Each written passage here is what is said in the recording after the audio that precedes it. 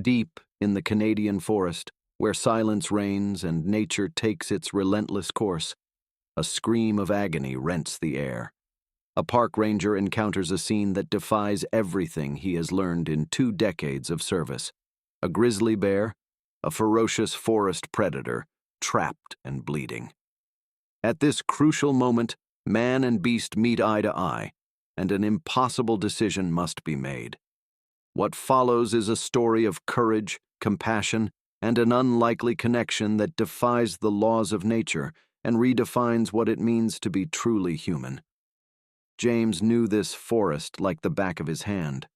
Every trail, every stream, every clearing had a story to tell, and he was the keeper of those stories. Over the years, he had witnessed the cycle of the seasons, the birth and death of countless creatures, and the subtle changes that time brought to the landscape. This morning, however, would bring an encounter that would change his perspective forever. While walking along a particularly dense trail, something in the air changed. James stopped, his experience-honed senses picking up on a disturbance in the normally tranquil atmosphere of the forest. It was then that he heard it, a sound that cut through the silence like a sharp knife. An anguished scream, almost inhuman in its intensity, echoed through the trees. James's heart sped up, a mix of adrenaline and apprehension coursing through his veins. In all his years in the forest, he had never heard anything like it. His instinct for self-preservation told him to retreat, to call for reinforcements. But there was something in that sound, a note of pure desperation, that compelled him to investigate. Cautiously, James began moving toward the sound. The vegetation grew denser with each step, as if the forest itself was trying to impede their progress. Branches grabbed his clothes, thorns scratched his skin, but he persisted. The sound came again, weaker now, but still filled with pain. As he got closer, James began to notice other worrying signs. Drag marks on the forest floor, crushed vegetation, and the metallic smell of blood in the air. Something was terribly wrong. Finally, after what seemed like an eternity of fighting the vegetation, James emerged into a small clearing. The scene before him made his stomach churn and his heart sink. In the center of the clearing, illuminated by the soft morning light filtering through the treetops, stood an enormous grizzly bear. But it wasn't the animal's mere presence that shocked James. The bear was trapped, its massive body entangled in a cruel web of man-made traps. The animal's right front paw was firmly gripped by a steel trap, its sharp teeth sunk deep into the flesh.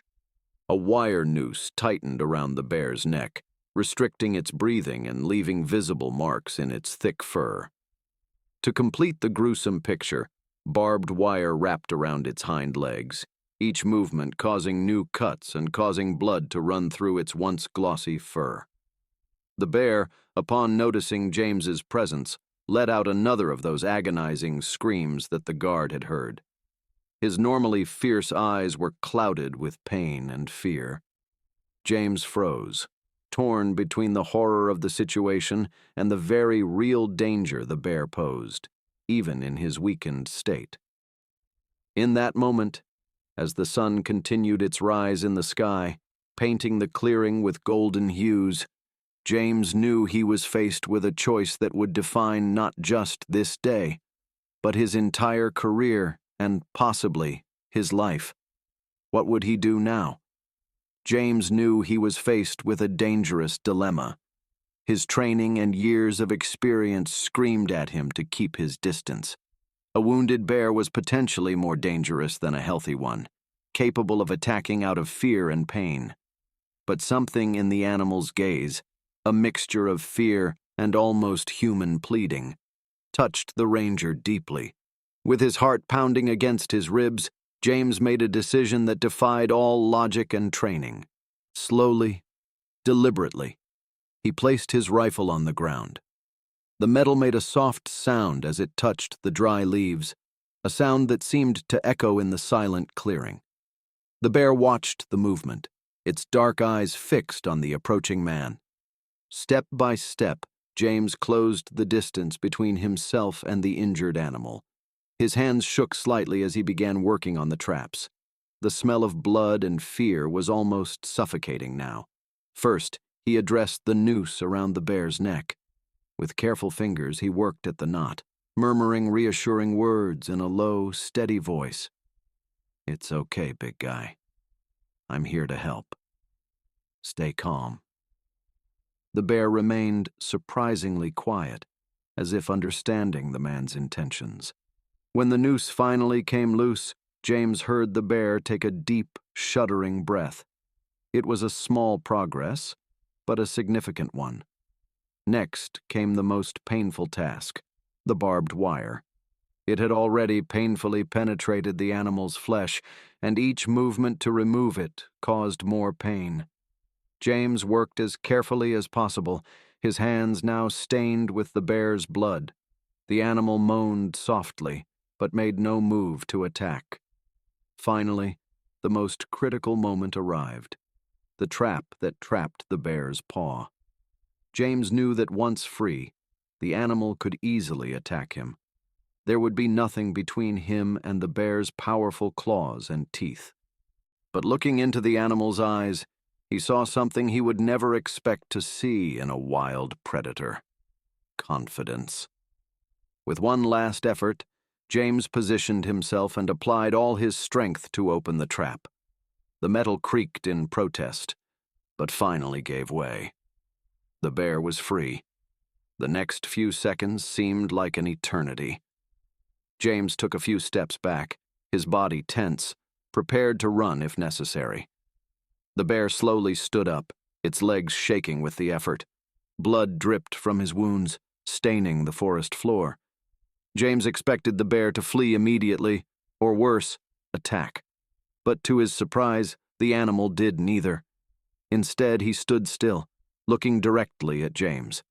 Their eyes met, and in that moment, there was a mutual understanding that transcended the barriers between species. The bear took a step towards James, who instinctively flinched, but the animal only stretched its neck, its snout almost touching the ranger's chest. James held his breath, feeling the heat of the bear's breath. It was an almost grateful gesture. Then, as silently as he had appeared in his life, the bear turned and limped into the forest. James watched as the animal disappeared into the trees, its brown fur blending with the shadows of the forest. He stood in the clearing for a long time after the bear left, stunned by the experience he had just had. His uniform was stained with blood, his hands shook with residual adrenaline, but his heart was filled with an emotion he could barely name. That night, as he reported the incident to authorities and began an investigation into poachers in the area, James couldn't get the image of those bear eyes out of his head. He had risked his life to save an animal that many would consider a threat. But in that moment in the forest, he didn't see a dangerous beast.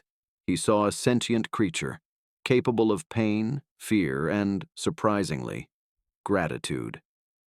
The experience changed James profoundly. From that day forward, he dedicated himself not only to protecting the forest, but to promoting a harmonious coexistence between humans and wildlife.